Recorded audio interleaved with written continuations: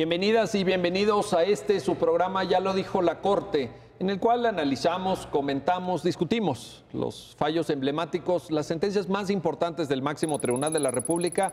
El día de hoy vamos a analizar el amparo directo en revisión 3886/2013, que aborda una serie de temas, una serie de cuestiones vinculadas con la protección de las víctimas en el caso del delito de secuestro, que tienen que ver con la inviolabilidad de comunicaciones privadas, con las técnicas de investigación que en términos de la Constitución y la ley se pueden emplear para intentar dar con los responsables de los delitos, aquellas personas que han cometido un hecho señalado por la ley como delito. Y para entender los alcances, las dimensiones, las determinaciones a las que llega la Corte en este importante amparo directo en revisión, le doy la bienvenida a Carmina Cortés. Carmina, gracias por estar aquí. Muchas gracias, Miguel. Y a Julio César Ramírez Carreón. Julio César, pues muy amable. Y empezamos contigo, Julio, si te parece. ¿Por qué no nos cuentas un poco el contexto fáctico? Es decir, ¿cuáles son los hechos? ¿Cuál es la secuela procesal, como decimos los abogados, ¿verdad? Sí, claro, que permiten que el caso llegue a la Corte y que se pronuncie esta importante sentencia? Sí, claro. Mira, veamos, es un caso que se desarrolla en el estado de Chihuahua. Es una mujer que fue, de alguna manera, secuestrada por quien era su pareja sentimental. Resulta que ella estaba en estado de gravidez, le comunica a él la noticia y a él no estaba en sus planes, digamos, eran una pareja joven, 20 y algo de años, no estaba en sus planes. Él le sugiere a ella que aborte, insistentemente le sugería, ella no estaba en las condiciones. Le entera de esto a su mamá también le habla con el aparente padre del bebé, le dice que deje de insistirle en el aborto, que ella tiene decidido tener al bebé. En un momento determinado él llega a buscarla a su domicilio, la invita a salir a dialogar, y ella sale incluso en pantuflas y bata y le dice al hermano: regreso, no llevo llaves. A partir de ese momento ya jamás regresó al domicilio, nadie más volvió a saber de ella. Inmediatamente que no llega a su casa en un determinado periodo, la hermana va a denunciar al Ministerio Público la desaparición de su hermana.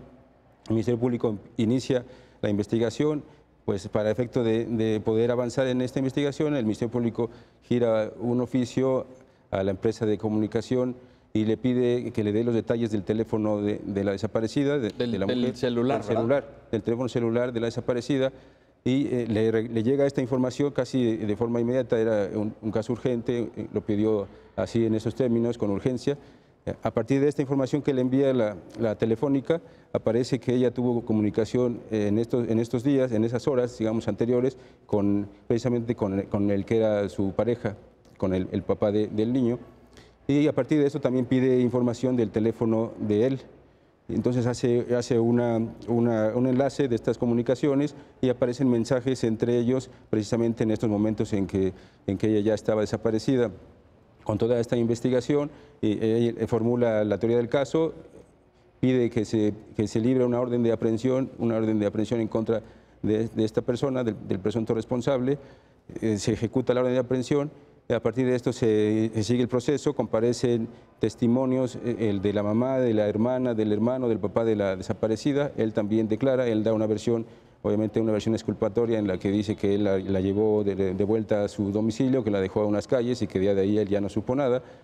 Para esto también él aporta en el Ministerio Público un mensaje que recibe del teléfono de ella, en donde le dice, según esto, le confiesa que él no es el papá del bebé. Entonces esto pues se entiende en una lógica de que él pretende exculparse, pretende desvincularse de esta idea de que ella está embarazada y que el aborto era como el móvil para efecto de hacerla desaparecer. Ese mensaje llega ya cuando ella, ya cuando sale de la casa y todo, ya digamos en situación de desaparecida, ¿no? Ya estaba en condición de desaparecida. Lo digo porque podría suponerse que el celular de ella estaba en posesión de él. Digamos, esa podría ser una hipótesis, ¿no? Exacto, esa, digamos, fue una de las hipótesis que manejó el Ministerio Público, porque curiosamente dentro de esta información que se pidió a las telefónicas aparecía que los aparatos telefónicos de ambos estaban bajo la misma antena. Esto se mide, digamos, que no tienen un lugar específico de dónde sale la señal, pero sí una ubicación aproximada en función de un área, que es la que le da ¿Eso nos permitiría concluir que estaban juntos? Estaban juntos. Entonces, si estaban juntos, ¿para qué se mandan mensajes? Exacto. Era una de las cosas que no concordaban, que le hizo al Ministerio Público apuntar hacia él como un presunto responsable, además de que había un mensaje adicional, que era una recarga que él le hizo al teléfono de ella, previo a que saliera del teléfono de ella este mensaje donde le informaba que él no era el padre. Entonces parecía que él estaba controlando ambos teléfonos y estaba haciendo cuadrar como que esta idea de que ella informaba que que él no era el padre. Incluso hubo un mensaje que al final de cuentas se invalidó porque no cumplía con determinados requisitos. Un mensaje que sale del teléfono de ella, de la víctima, también cuando estaba ya en condición de desaparecida, que va al teléfono de la hermana, en la que le dice, en el mensaje le dice que se va a ir de la casa.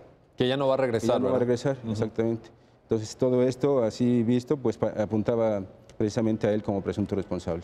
Fue sentenciado en primera instancia a cerca de 40 y tantos años de prisión. La sala de casación, que era una sala colegiada, confirma esta sentencia. Después viene un amparo.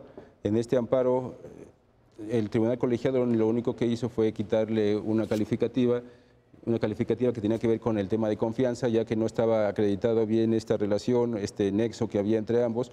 Le concede el amparo para efectos de que se anule esta calificativa, y con esto se reduce la pena a 30 años de prisión. Bueno, 30 años. 30 años de prisión. El colegiado, en el tema que estamos analizando sobre las comunicaciones en relación con estos mensajes y esta información que llega de las compañías telefónicas, el colegiado dice, sin desconocer los criterios de la Corte, trata de establecer una excepción diciendo que hay información en estos oficios que no está protegida por este derecho a la inviolabilidad de la comunicación, que son esos datos periféricos, es decir, la hora del mensaje, el número telefónico al que enviaste el mensaje. Dice, esto no está comprendido en este derecho a la inviolabilidad. Lo que está comprendido, dice, es el contenido del mensaje.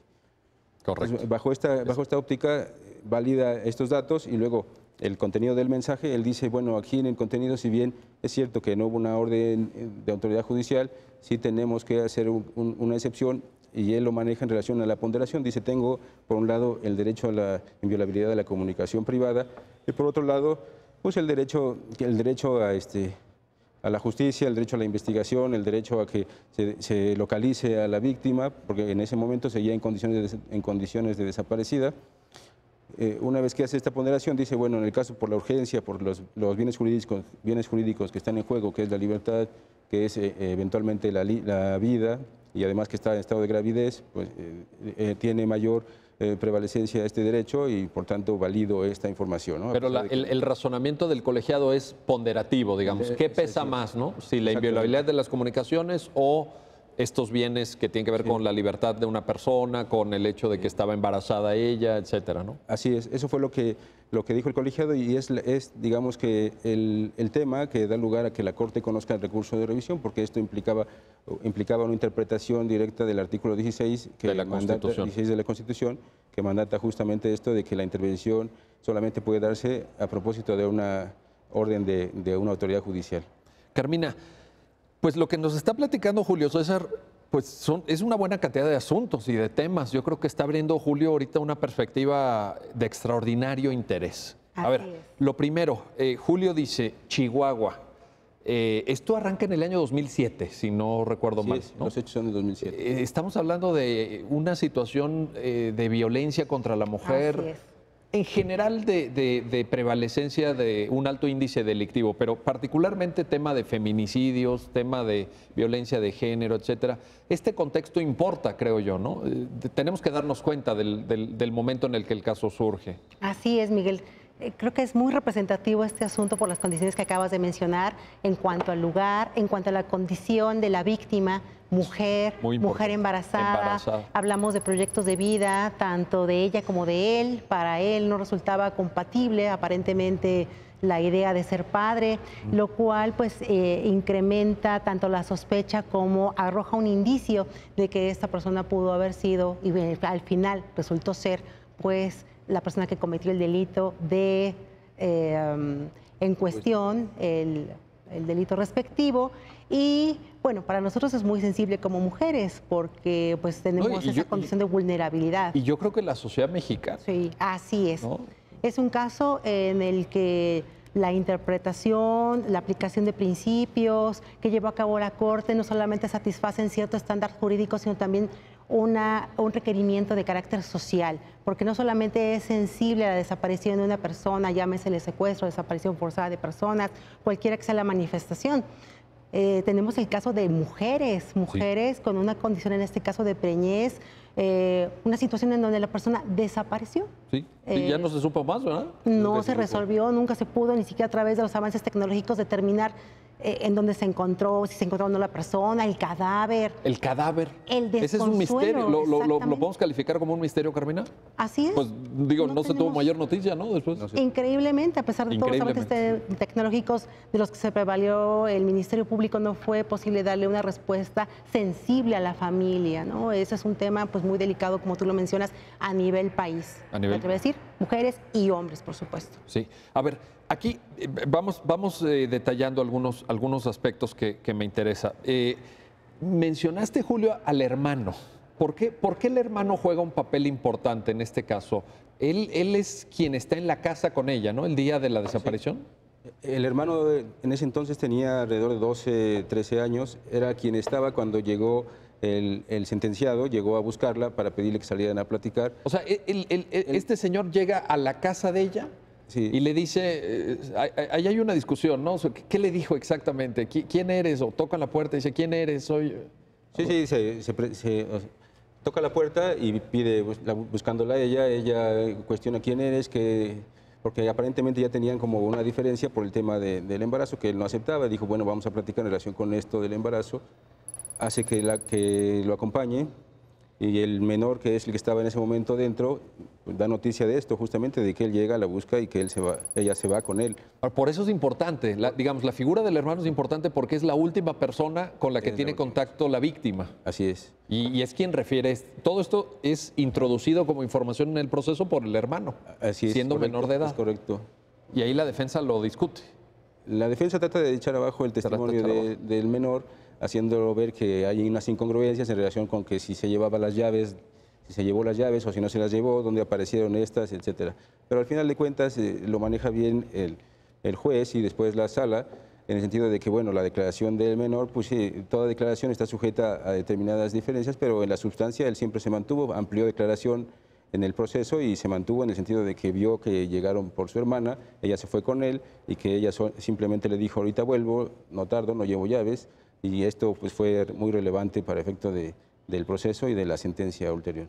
Ahora, aquí hay un elemento, independientemente de que ahorita vamos a platicar, Carmina, del tema de fondo, que es lo que compete a la Corte en términos del recurso de revisión recaído o presentado en contra de la sentencia que dicta el colegiado sobre inviolabilidad de comunicaciones. Vamos a entrar a ese tema, pero antes, nada más un detalle por esto que menciona Julio. Es decir, al final, en este caso, no había ninguna prueba directa contra él, ¿no? Es decir, digamos, había esta prueba de las comunicaciones que estaban y todo, pero pues, se construye un poco sobre indicios, ¿no? Esta animadversión, los mensajes, lo que dice la mamá, la propia hermana que también refiere esta diferencia que había habido por tema de embarazo.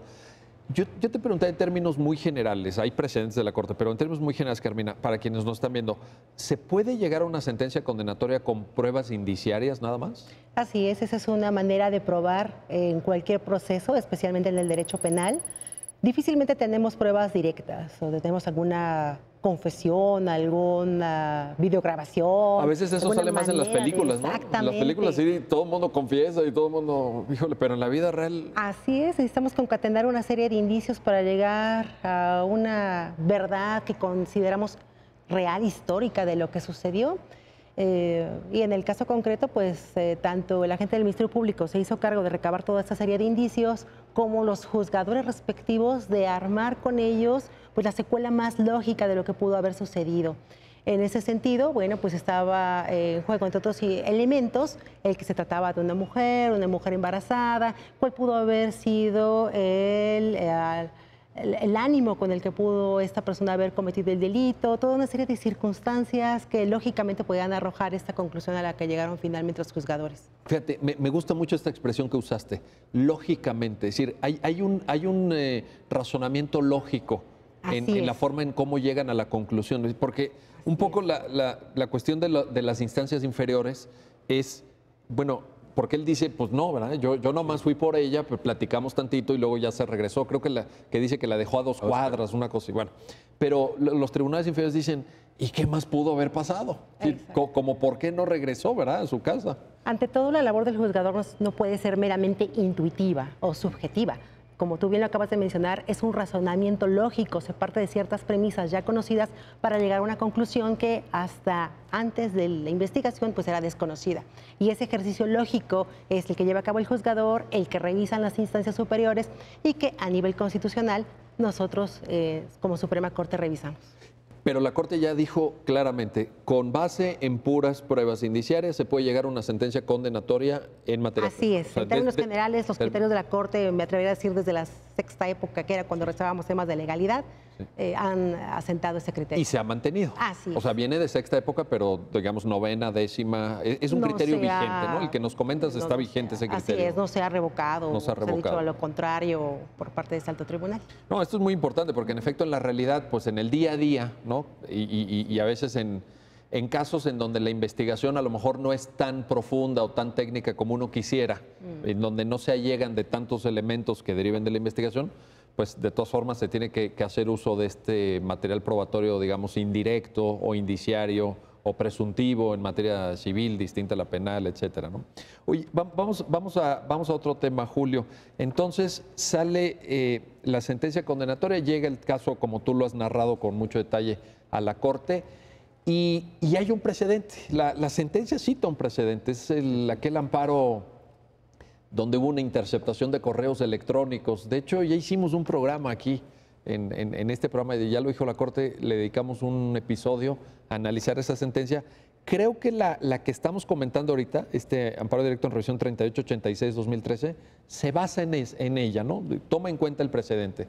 Sí, en la sentencia hacemos distinción de los precedentes para efecto de ver de qué manera esos precedentes nos apoyaban en determinada forma para poder de ahí apuntalar, digamos que la base y después hacer una excepción que queda muy clara en el proyecto. Estos precedentes había uno ya muy definido que era en relación con geolocalización, que decía que la ubicación de los teléfonos celulares sí podía obtenerse por el Ministerio Público sin necesidad de autorización judicial, que era un dato relativo al teléfono y no a la persona. A ver, esa fue una acción de inconstitucionalidad. Esa fue una acción de inconstitucionalidad. ¿Por qué no nos explicas, Julio, para las personas que nos están viendo, de qué hablamos cuando hablamos de geolocalización? ¿Cómo funciona eso?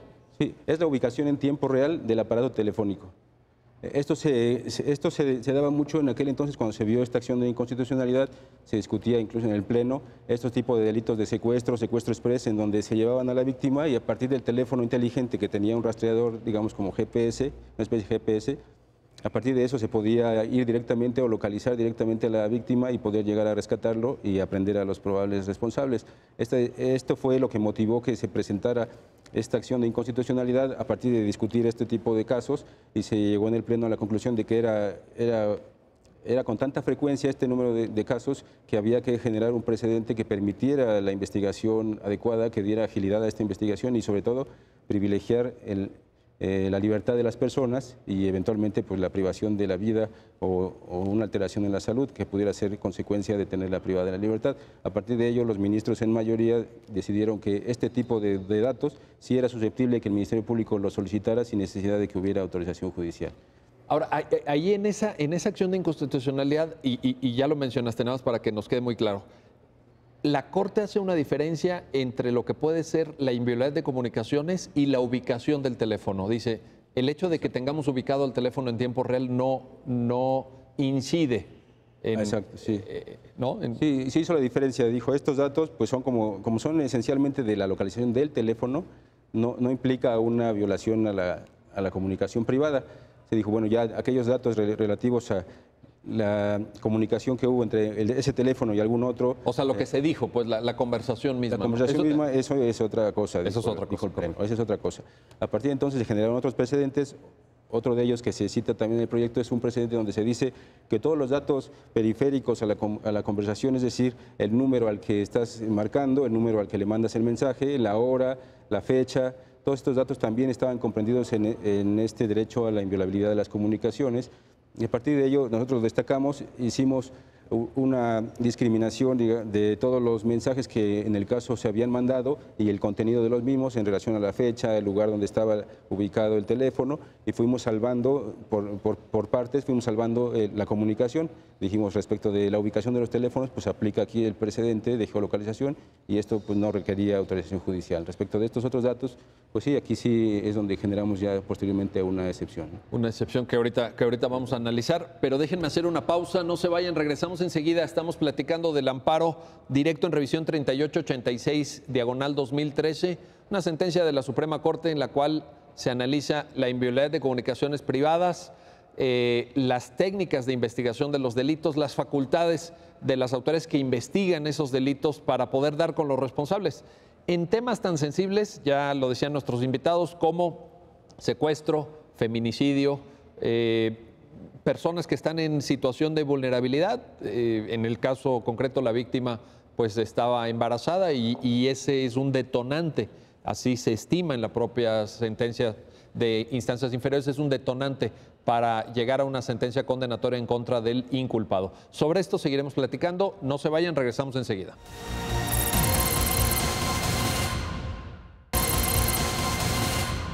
Ya estamos de vuelta, ya estamos de regreso en su programa, ya lo dijo la Corte, y estamos analizando el amparo directo en revisión 3886/2013. A ver, mencionábamos con Julio César Carmina, antes de irnos a la pausa, este asunto del precedente, este caso de la interceptación de correos electrónicos que nos suministra, creo yo, el marco de reflexión. ¿Qué está protegiendo la inviolabilidad de comunicaciones privadas? ¿Cuál es la idea? ¿Por qué esto es importante? Bueno, pues como tú lo recordarás, el artículo 16 constitucional siempre ha protegido este tema de las comunicaciones privadas, es decir, los mensajes que se transmiten entre dos o más personas y pues que consideran que solamente los interlocutores pueden conocer, pueden manejar. Esto es de suma importancia. La Constitución dice solamente los interlocutores pueden abrir ese secreto y si alguien más quiere saber acerca de esa comunicación, que pueden ser gestos, expresiones que van más allá de la comunicación interpersonal que podemos tener una o varias personas, necesitamos autorización judicial. Entonces, hay que determinar si algunos casos ameritan ya sea o romper esa regla general que finalmente está a nivel constitucional o hacer una interpretación que, como decíamos, resulte lógica, resulte apegada a ciertos principios, a ciertos bienes jurídicos, en donde sea menester entender este derecho a la inviolabilidad de las comunicaciones de algún otro modo que, por supuesto, haga sentido, que sea útil, razonable, que cumpla con un fin práctico en general, pues con los bienes que protege la Constitución. A ver, varios temas. Tú dijiste, en principio, una comunicación que se manda de un sujeto, llamémosle emisor, a un sujeto receptor, está protegido. ¿Qué pasa si una de las personas de estos dos, pensemos que sean dos, para ponerlo muy sencillamente, si uno de los dos decide darle a conocer ese mensaje a otra persona, ¿lo puede hacer? Así es, lo puede hacer y en ese momento es completamente válido que ese secreto de la comunicación se rompa, no hay necesidad de mayor autorización judicial. El problema es cuando ninguno de los dos pues, ha dado su consentimiento. Pero si alguien lo diera, jurídicamente estaríamos ya en una situación diferente a la prohibición de tener acceso a esta información. Bueno, y la otra pregunta, porque yo creo que ya un poquito lo anunciabas en este comentario tan atinado que acabas de hacer. Y si no se tiene ni el consentimiento de los involucrados, ni la autorización judicial, ¿qué pasa? Tenemos que atender al contexto en el cual se requiere conocer de esa comunicación. Atendiendo estrictamente al caso que analizó la Suprema Corte, estábamos en un asunto penal. Y no solamente eso, sino que estaba en juego la vida, posiblemente, o se llegó a pensar, la integridad física de la persona, y no solamente pues en este tema, también había el tema sensible de la desaparición de un integrante de la familia. Entonces, era menester que el Ministerio Público actuara de manera rápida. Como sabemos, en los delitos en donde está de por medio la libertad de una persona, las primeras 48 horas son muy relevantes para determinar cuál es la ubicación o cuál fue el destino que pues tuvo esta persona. A veces esas 48 horas pues son las únicas que se tienen, ¿no? Para evitar a lo mejor la comisión de un delito hasta más grave, ¿no? Pasar de un secuestro a un homicidio a veces. Así es, o una desaparición forzada, un secuestro de menores, por ejemplo, se lo lleven a otro país. tantas hipótesis que se pueden dar en esto que dices es muy importante, porque además, pues desgraciadamente en México no es algo teórico, no es algo académico, esto acontece. Así es. Llega a tribunales, por supuesto. Así es, entonces muchas veces no es tan práctico, por lo menos de manera fáctica, pedir una autorización judicial. Claro, es la regla general, es indispensable, pero en el caso concreto la Suprema Corte fue muy sensible, dadas las circunstancias en las que se habían cometido o suscitado los hechos, y por lo tanto analizó cómo respondió la gente del Ministerio Público ante esta circunstancia de urgencia, me atrevería a decir. De urgencia. Sí. Muy bien calificado, coincido completamente. Ahora, en esa lógica de urgencia, Julio César, te quiero preguntar, el debate jurídico de fondo es, estos mensajes o estas circunstancias que tú ya nos relataste de las recargas, ¿no? Que uno se mandó una recarga, otro recarga, que luego se mandó el mensaje a la hermana, con pocos minutos de diferencia, el hecho de tener la ubicación de los dos teléfonos que aparentemente los hacía coincidir en el mismo espacio, en la misma zona por lo menos. El debate de fondo es si esto es jurídicamente válido, si puede servir en un juicio, si puede ser material probatorio a tomar en cuenta por la autoridad judicial. Este es el fondo, ¿no? Sí, efectivamente, este es el fondo de este asunto. Digamos que si hubiéramos aplicado con rigor los precedentes que había hasta ese momento, había datos que se habían obtenido y que requerían autorización judicial. Hablamos de los datos como, por ejemplo, esto de la recarga, los momentos, darle la secuencia cronológica en relación a los mensajes, mensaje 1, 2 y el tiempo entre uno y otro. Esto eran datos que estaban protegidos por el derecho a la inviolabilidad de la comunicación, derivado del precedente que ya hablábamos, que comentamos ya hace un momento y que se comentó en programas anteriores, en donde se dijo ampliamente cuáles eran los datos que estaban protegidos en este derecho a la inviolabilidad de la comunicación. Eso que mencionas, pero nada más aquí, ¿es lo que ya habíamos definido como datos periféricos? Exacto, estos son los datos porque no es la comunicación misma. No es la comunicación misma, sino los datos del mensaje, la hora, a quién se lo envías, de qué teléfono lo envías y a qué teléfono lo recibe. Estos son datos periféricos que también están sujetos a este derecho de la inviolabilidad de comunicación, están protegidos por este derecho. Ahora, sigamos en esta idea. Los mensajes traían un contenido vasto en relación a manejar diferentes criterios para tratar de salvar la validez o salvar la validez y legalidad de estos medios de prueba. Esto era uno de ellos, en los datos cronológicos, en qué momento se hizo la recarga, en qué momento se envía después el mensaje a la hermana, en qué momento se envía un aparente mensaje entre la víctima al probable responsable donde le decía que no era su hijo, ¿no? Y con esto él pretendiendo desmarcarse de alguna manera, encontrar una coartada para eludir la responsabilidad. Todo esto se validó diciendo que en el caso por la urgencia, como ya lo decía la maestra Carmina, en el caso por la urgencia, el Ministerio Público tenía que haber tomado una decisión, porque en ese momento, cuando él toma noticia del hecho, habían pasado apenas unas horas de que había desaparecido. Prácticamente, digamos, ahí la investigación, como que trabajaron rápido, ¿no? Sí, en ese día. En Chihuahua había desarrollado ya con un poquito de anticipación del nuevo sistema, el sistema oral, y había ya digamos que un dinamismo en la investigación. Así el Ministerio Público, inmediatamente que le dieron noticia de la desaparición, mandó el oficio, le dieron contestación en relación al teléfono primero de la víctima, obtuvo los resultados, a dónde se había comunicado, con quién había tenido comunicación, y de ahí giró un nuevo oficio para pedir información del teléfono del presunto responsable y después hacer el entrecruzamiento, ¿no?, de los datos. Sí, y salvamos esta información diciendo que había una urgencia, estaba desaparecida. La intención del Ministerio Público fue localizarla, hacer cesar los efectos de este delito de desaparición o de secuestro y evitar con ello la posibilidad de que pudiera perder la vida o exponerla a que perdiera la vida y también obviamente al bebé que esperaba. Ahora, Carmina, en términos del razonamiento jurídico, ya Julio César nos está poniendo, digamos, el cuadro, ¿no? El cuadro. El colegiado dice, ya también Julio nos lo refirió, que lo que había que hacer era ponderar. Así es. Es decir, un poco la mecánica del razonamiento jurídico del colegiado es, de este lado tenemos la inviolabilidad de comunicaciones y de este otro lado tenemos pues la protección de la libertad de la víctima, el producto de la gestación, del embarazo, digamos. Pero la Corte dice que ese tipo de razonamiento no es el correcto. Así la Corte llega a lo mejor a la misma conclusión que el colegiado, pero por otra vía argumentativa. ¿Nos puedes comentar al respecto? Sí, en un principio al analizar el caso, pues la Suprema Corte advierte que puede haber cierta problemática en un momento dado al considerar que en el caso concreto se estuviera violando el derecho a la inviolabilidad de las comunicaciones. Eso hacía mucho más difícil establecer a lo mejor un tema de ponderación o de violación directa a la Constitución.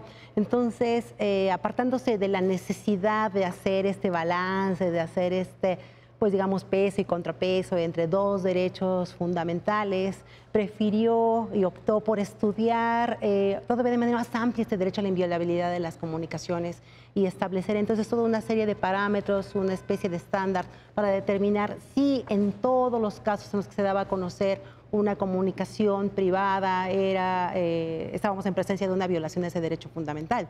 Y entonces, a través de este razonamiento lógico-jurídico, llegó a establecer una serie de bases a partir de las cuales concluyó que en el caso concreto ni siquiera podía hablarse de ponderación, porque no había una infracción a ese deber constitucional, sino más bien era menester interpretar ese derecho para llegar a la conclusión de que en el caso, pues no se transgredió.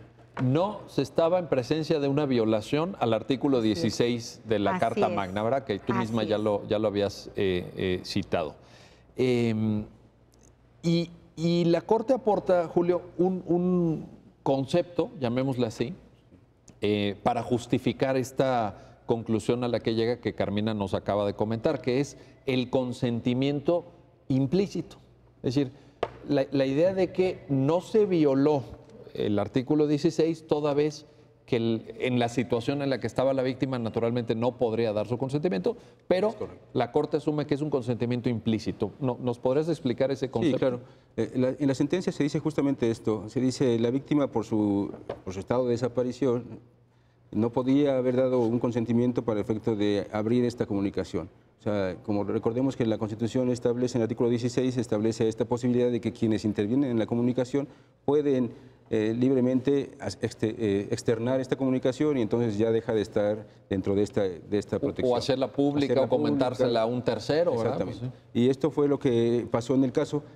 El presunto responsable mostró a la mamá de la víctima el mensaje donde aparentemente la víctima le decía que él no era el padre. La mamá de la víctima, a partir de que le muestran este mensaje, pues da noticia al Ministerio Público del contenido que le acaba de ser mostrado. Y es válido. Y eso es válido. Perfectamente válido. Y esto justifica al Ministerio Público incluso para que a partir de ello él gire oficio pidiendo información sobre ese teléfono, porque ya había un dato que él había aperturado. Y la apertura no implica solamente el mensaje, sino que a partir de la información de este mensaje el Ministerio Público pueda tomar acciones en función de la investigación. Ahora, volviendo a este punto, decíamos... El consentimiento implícito, si la víctima está privada de su libertad, no lo puede dar. Exacto, si la víctima está privada de la libertad, se entiende que el Ministerio Público, en función de la urgencia, precisamente para tratar de encontrarla, localizarla, rescatarla y hacer prevalecer la seguridad en sus otros derechos, como la vida o la integridad corporal, el Ministerio Público está en condiciones de asumir como que hay un consentimiento implícito, es decir, que ella no se va a oponer a que esta comunicación sea revelada y a partir de ello pueda llegar a localizarse y rescatársele de donde se encuentre. Entonces, esto lo dijimos en la sentencia, pero además de esto también se robusteció con esta otra idea de que el propio imputado, el propio sentenciado fue quien abrió la comunicación al mostrar este mensaje y ya visto en el contexto general, establecimos una justificación para validar esta información. Ahora, la idea, Carmina, te pregunto, la idea de esta posibilidad de dar un consentimiento implícito en la sentencia también está limitada. Es decir, la palabra que usa la Corte es hay condicionantes, hay ciertas condiciones que se tienen que cumplir. ¿Por qué no nos comentas sobre este aspecto de la sentencia? Bueno, entre otras cosas que aborda la sentencia se trata de un asunto en materia penal.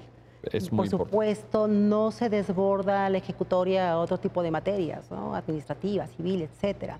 Está en juego por lo menos un par de bienes jurídicos de suma importancia, que son la vida, la libertad y también podríamos agregar la integridad física. Sí. No estamos pronunciando sobre algún otro tipo de bienes que, si bien son importantes, probablemente no revisan esta misma investidura.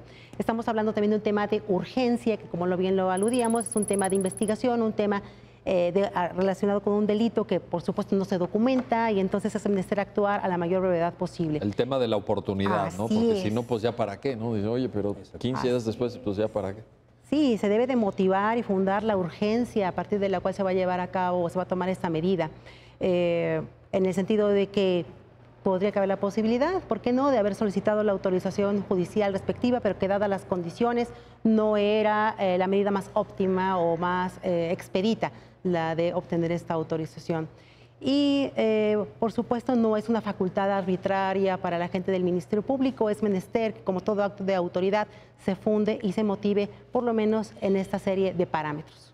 Y por ejemplo, bueno, la autoridad sería el Ministerio Público, ahí claramente lo acota también la sentencia, ¿no? No cualquier otra autoridad, digamos, otra autoridad claro. que tuviera alguna facultad de investigar quizá en otras materias o en otros asuntos por ahí, por ejemplo, patrimoniales, por ejemplo, claro, que nos pudiera venir a la mente. Y recuerdo también que en la sentencia se menciona el objetivo para el cual se procede a esta búsqueda de la información, ¿no?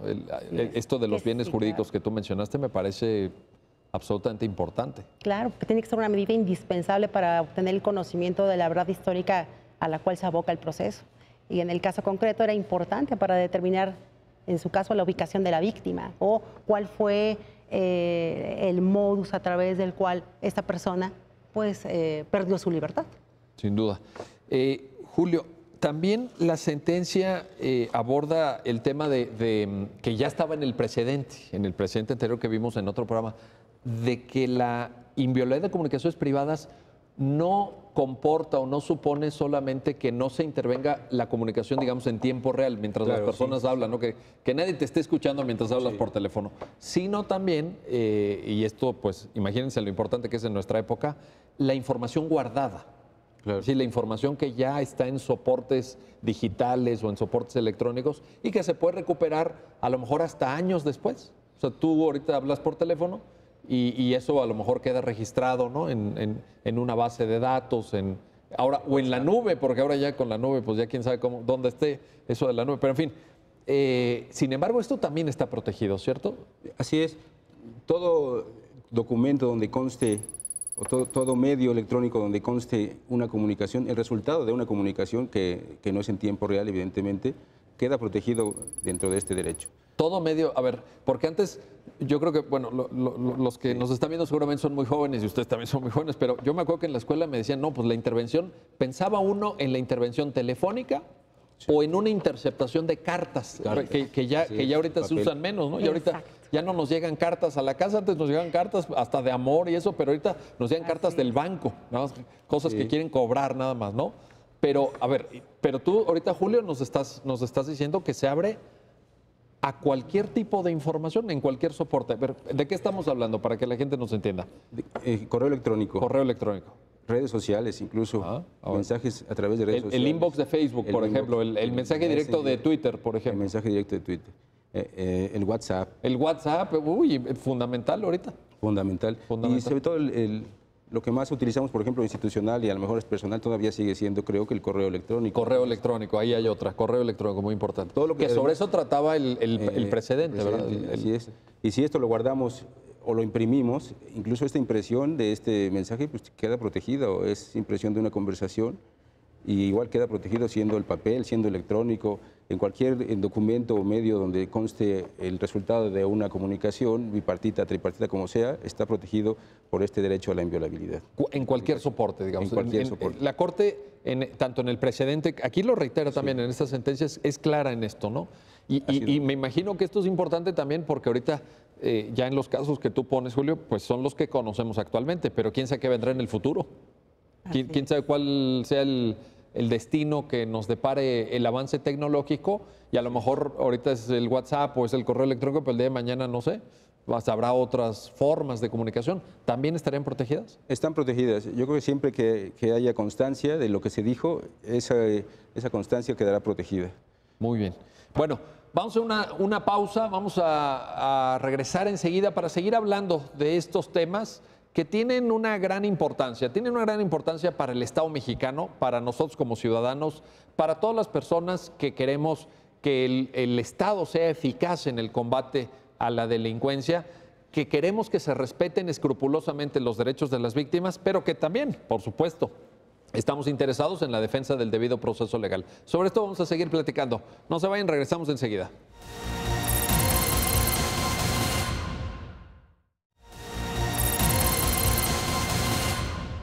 Ya estamos de regreso, ya estamos de vuelta en su programa, ya lo dijo la Corte, en el cual analizamos, comentamos, discutimos, reflexionamos alrededor de las sentencias más importantes, los fallos emblemáticos del máximo tribunal de la República, y en esta ocasión estamos revisando el contenido del amparo directo en revisión, justamente 3886/2013. Y bueno, hemos visto ya una serie de temas, pero hay uno en esta última parte que decías, Julio César, antes de irnos al pequeño corte que hicimos, que necesitamos, creo yo, precisar. A ver, primero, lo que está protegido son todos los medios a través de los cuales se puede mandar un mensaje. Pero también en la sentencia se dice, si un tercero, digamos, dirían los penalistas, sin dolo, sin intención, accede a una información, ¿qué pasa? Porque tú dijiste, hiciste un comentario muy atinado. Dijiste, bueno, y si se imprime el contenido de esa conversación, de todos modos está protegido. Sí, pero ¿qué pasa cuando alguien lo descubre, digamos, sin querer? Será materia de discusión y materia de prueba, pero te lo pregunto, pensemos que efectivamente es sin querer. Entonces no se configura una violación. Digamos que no se configura la violación en función a que el tercero conoce el contenido de la conversación, pero no puede hacer uso de ese contenido llevándolo a autoridades o utilizándolo o subiéndolo a redes, porque ahí en todo caso violaría el derecho a la intimidad, otro tipo de derechos que están también inmersos o relacionados con el derecho a la inviolabilidad.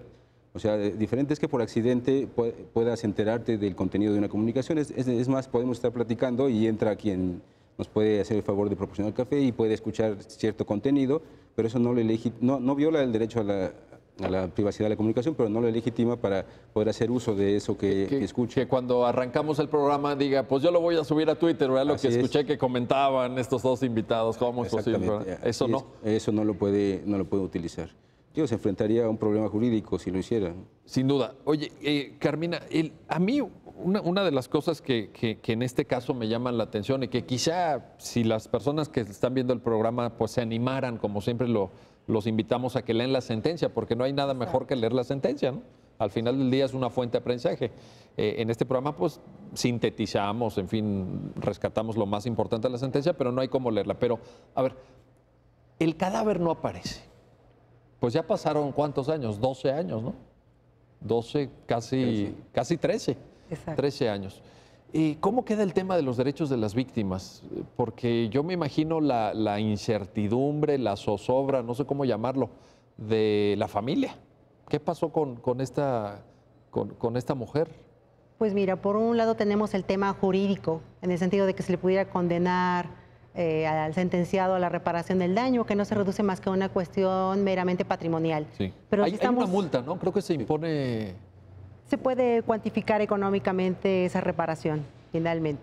En términos de pesos y centavos, pues cómo puedo reparar el daño emocional y moral causado con motivo del delito, a las que se denominan pues ya víctimas indirectas, ¿no? Familiares directos, padres, si no hay padres, hermanos.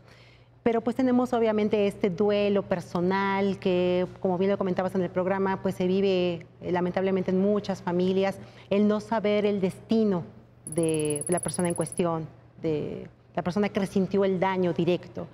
A veces cuando hay un cadáver, pues por lo menos se tiene la certeza de lo que sucedió, y en el caso concreto, como bien lo estableces, pues los autos no arrojan un dato concreto de qué sucedió con esta persona.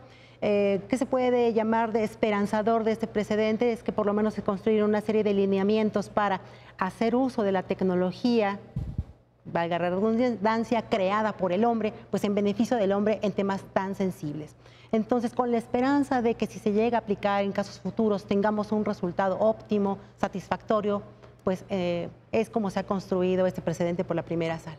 Y en ese sentido, Julio, yo creo que el precedente, como bien lo apunta Carmina, pues va en la dirección de la protección de los derechos de las víctimas, de la eficacia de la investigación. Es decir, creo que es importante porque el mensaje que está enviando la Corte es un mensaje de decir, oigan, pongamos primero a los seres humanos de carne y hueso, no es una cosa académica, teórica, etcétera, ¿no? Es correcto. Como ya se decía, la Corte se vio sensible a los derechos de las víctimas. Regularmente, siempre que hay una contienda, es que hay un asunto jurídico, siempre habrá dos partes involucradas y habrá derechos que proteger de uno y de otro lado. Aquí se trató, además de proteger los derechos del sentenciado, que siempre se ha hecho así, también hay que voltear a ver a los derechos de las víctimas y en ese entendido tratamos de generar un precedente que pudiera permitir al Ministerio Público actuar de manera inmediata en beneficio de la localización de las víctimas. En este sentido, el precedente abona para que sea una investigación mucho más ágil, posiblemente será mucho más efectiva. En el caso concreto, bueno, las circunstancias no permitieron localizar a la desaparecida. Sin embargo, el precedente servirá en otros casos, si es que no ha sido ya aplicado, para generar un resultado que sea favorable y que haya la localización de la desaparecida de manera inmediata. Oye, Carmina, mirando hacia adelante, ¿no? Yo creo que ustedes dos, ahorita, tanto tú como Julio, en estos comentarios, pues estaban viendo qué sigue a partir de estos precedentes. ¿Cuál es el mensaje que la Corte manda en términos de su compromiso con la protección de todos los derechos? Porque fíjate, cuando Julio dice, es que en casos como este lo que confluyen son dos o pueden ser más derechos. Los derechos del procesado, los derechos de las víctimas. Y esto te lo pregunto porque de pronto me da la impresión que en el debate que tenemos en redes sociales o en este México tan de información instantánea, se tienden a simplificar los casos. Y los casos que llegan a la Corte son difíciles, este lo ilustra, ¿no? ¿Cómo caminar en esa frontera tan débil de la protección de los derechos de todos los involucrados? ¿Cómo lo aprecias tú? ¿Cómo lo analizas? Bueno, para responderte esa pregunta, me gustaría mucho invocar la manera de pensar del ministro ponente de este asunto.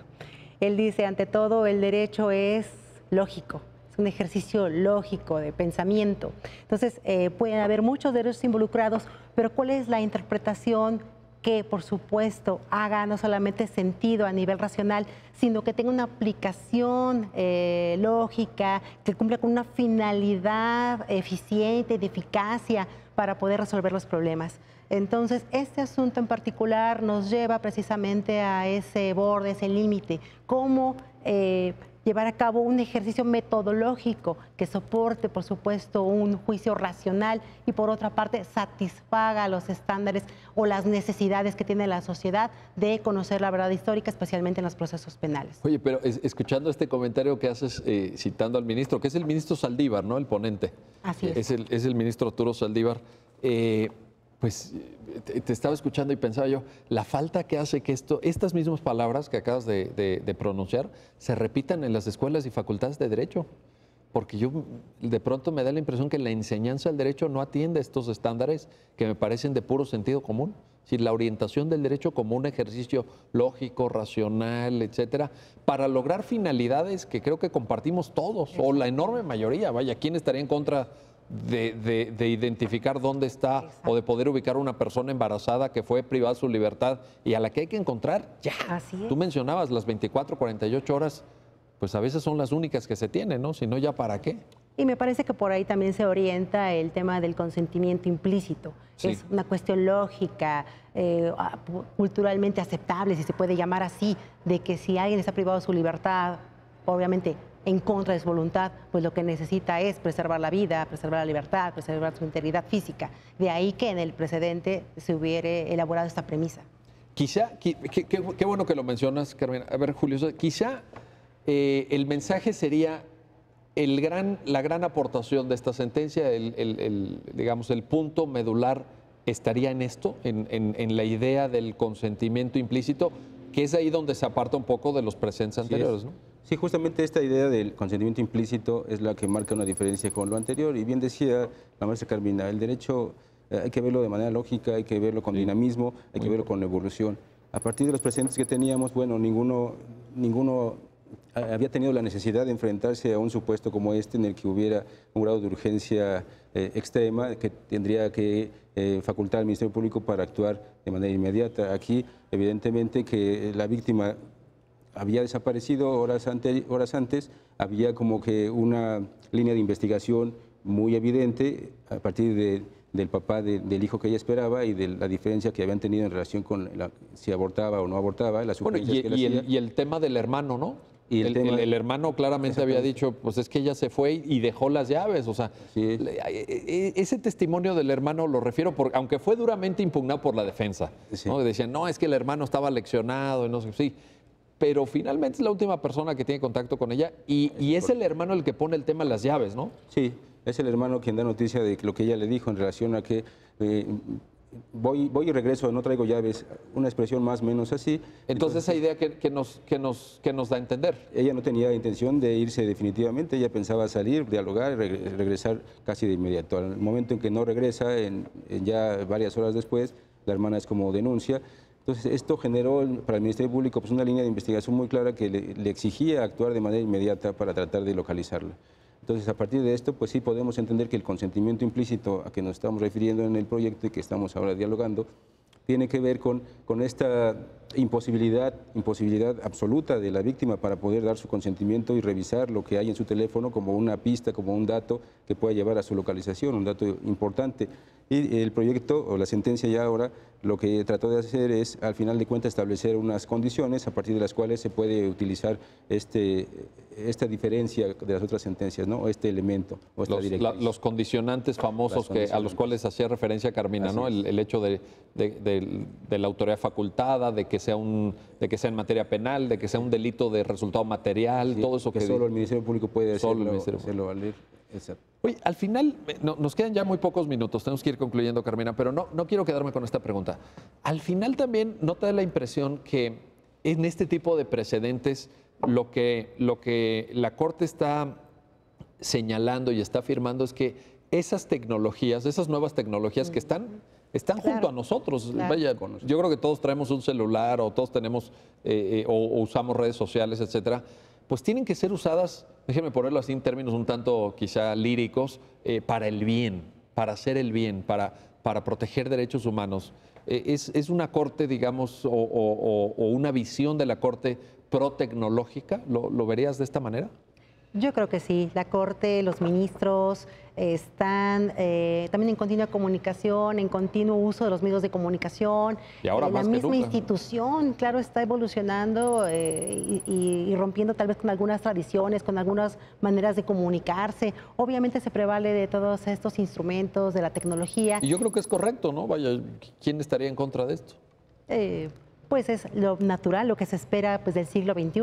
Estamos en un México que tiene que ajustarse a la vida del siglo XXI. La justicia no es lo último, ¿no? Tiene que estar a la vanguardia. Además, conocer de todos estos temas que como abogados no solamente pues debemos de conocer cómo opera el silogismo jurídico, sino también conocer esta realidad. Desde luego, y nos encanta, ¿no? Nos encanta enfrascarnos en conceptos, en doctrinas, pues es que en así teorías. Nos formaron y es que así me formaron, y es que esto me enseñó mi maestro.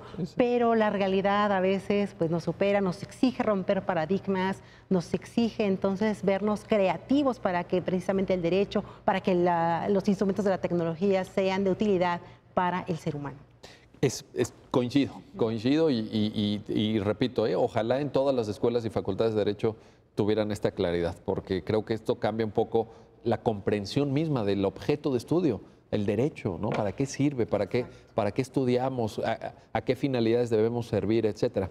Y por último, para concluir, Julio, todo esto que Carmina afirma, y creo que va muy en la línea de lo que la propia sentencia pone de relieve, no evita que sean temas discutidos y discutibles, porque quiero recordar también el hecho, y es público, de que la votación fue 3-2 en la sala. Es decir, fue un criterio dividido, pero se vale, ¿no? Claro. El hecho de que estén todas estas circunstancias no evita que sigamos discutiendo y sigamos planteando nuestras dudas sobre el tema, ¿no? Así es, Miguel. La sala siempre se ha caracterizado por tener, digamos, que la parte conservadora y una parte, digamos, que una parte más moderna, más progresiva en relación a la protección de derechos fundamentales, y las discusiones siempre enriquecen, la discusión entre sala, entre el pleno, la diferencia de ideologías, pues sí enriquece, y al final de cuentas la conclusión pues queda justificada porque hay detrás de ella un debate. Lo mismo sucedió en este caso. Primeramente hubo un primer proyecto que fue desechado en la sala, en el que se aplicaba los precedentes que ya venían autorizados en relación a la autorización judicial sin hacer ninguna excepción, y se invalidaban algunos elementos que después esta sentencia no alcanzó mayoría, se retornó el asunto y fue que tocó al ministro ponente, el ministro Saldívar, hacer el segundo proyecto, que es el que finalmente se aprobó por mayoría de 3-2, con una discusión que te comento, era en función de aplicar los precedentes tal como estaban, así digamos, sin hacer ninguna excepción, o bien tratar de buscar la aplicación del derecho o la aplicación de los criterios a un caso concreto de manera lógica, de manera de silogismo, de manera razonada, y tratar de buscar una solución a un problema que al final de cuentas el derecho es para eso, es para dar solución a los problemas, y aquí tratamos de hacer esto. Magnífico. Carmina Cortés, Julio César Ramírez Carreón, muchísimas gracias. Gracias por ayudarnos a entender, a reflexionar, a aportar luz para que todas las personas que nos están viendo puedan tener acceso a esta información tan valiosa que ustedes generosamente nos acaban de compartir. Muchísimas gracias. Gracias a ti. Gracias a ti. Y gracias a ustedes también que hacen posible su programa. Ya lo dijo la Corte. Nos vemos pronto para seguir reflexionando sobre los fallos emblemáticos, las sentencias más importantes del máximo tribunal de la República. Hasta pronto.